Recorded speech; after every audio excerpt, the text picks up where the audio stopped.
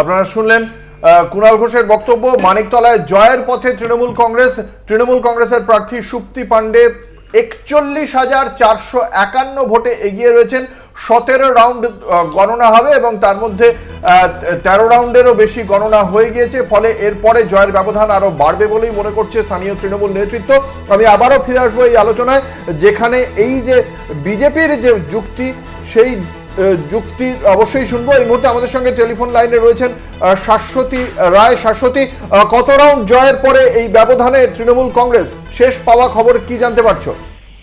দেখো, একেবারে শেষ পাওয়া খবর অনুযায়ী 13 রাউন্ডের ফলাফল সামনে এসছে। সেখানে 41,451 ভোটে এগিয়ে রয়েছেন সুপ্তি পাণ্ডে এবং কিছুক্ষণ আগে শ্রেয়া পাণ্ডে তিনি কাউন্টিং সেন্টার থেকে বেরিয়ে এসেছিলেন এবং আমরা তাদের সঙ্গে কথা বলি এবং তিনি জানান প্রায় 62,312 ভোটে জয়যুক্ত হতে চলেছেন সুপ্তি পাণ্ডে। গণনা প্রক্রিয়া একেবারে শেষ পর্যায়ে এসে দাঁড়িয়েছে। সেক্ষেত্রে শুধুমাত্র অপেক্ষা যে কবে করে তিনি সার্টিফিকেট দেবেন সেই যে প্রক্রিয়া, অফিসিয়াল যে কাজকর্ম সেগুলো সম্পন্ন হওয়ার।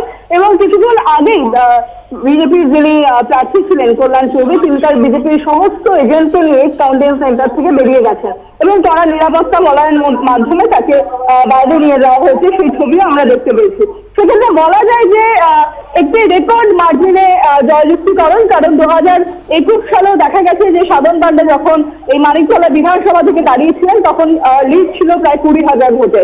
সেই যে রেকর্ড, সেই রেকর্ডকে কিন্তু একেবারে অতিক্রান্ত করে প্রায় 62,000-এর ওপর ভোটে জয়যুক্ত হয়েছেন সুপ্তি পাণ্ডে এবং সেই সমস্ত দিক থেকে বলা যায় যে তার কন্যার সহযোগিতাও ছিল সেখানে। তিনি নিজে ভোট প্রক্রিয়ায় অংশগ্রহণ করেছেন প্রথমবার এবং প্রচার থেকে শুরু করে সবটাই তিনি তার নিজের নজরদারিতে রেখেছিলেন। এবং সব থেকে বড় বিষয়, তিনি বারবার যে কথাটা বলছেন এবং শ্রেয়া পাণ্ডেও যে কথা বলছেন যে গণমানুষের এই ভোটাধিকার তারা ভোট দিয়েছে। এবং সেখানে এই মানিকতলা বিধানসভার ক্ষেত্রে আরো একটি বিষয় জানিয়ে রাখবো, সেটা হলো মুসলিম ভোট এখানে কিন্তু বা সংখ্যালঘু ভোট এখানে কিন্তু একেবারেই কম পার্সেন্টেজ। সেক্ষেত্রে টোটালটাই হিন্দু এবং অবাঙালি ভোটের সংখ্যা এখানে অনেক বেশি মাত্রায়। এবং সব থেকে বড় বিষয়, কিছুদিন আগে যে ছবি উঠে এসেছিল যে আবাসনকে ঘিরে অটল ইউনিয়নের দৌরাত্ম্য এবং যার জেরে তৃণমূল কংগ্রেসের তরফ থেকে কড়া নির্দেশনা জারি হয়েছিল, সেই ওয়ার্ড অর্থাৎ 32 নম্বর ওয়ার্ড, সেই ওয়ার্ডকে ঘিরেও কিন্তু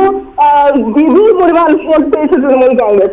অর্থাৎ তাদের একটাই দাবি, মানুষ তৃণমূল কংগ্রেসকে ভোট দিয়েছেন, তারা নিজেদের গণতান্ত্রিক অধিকার প্রয়োগ করে এই ফল দিয়েছেন এবং তৃণমূল কংগ্রেসের প্রার্থী সুপ্তি পাণ্ডে তিনি মানিকতলা বিধানসভা কেন্দ্র থেকে একেবারে জয়ের দোরগোড়ায় দাঁড়িয়ে। ধন্যবাদ। আমাদের সঙ্গে ছিলেন আমাদের প্রতিনিধি শাশ্বতী রায়। আমি আবারও ফিরে আসবো এই আলোচনায়। আমি প্রথমে আসবো সিপিএম এর কাছে। একদিকে যেমন গোটা দেশের যে পরিস্থিতি এবং তার পাশাপাশি ত্রিপুরা সংক্রান্ত বিষয়ে যে আলোকপাত করলেন পার্থপ্রতিম রায়, তারও প্রতিক্রিয়া চাইবো আপনার কাছে।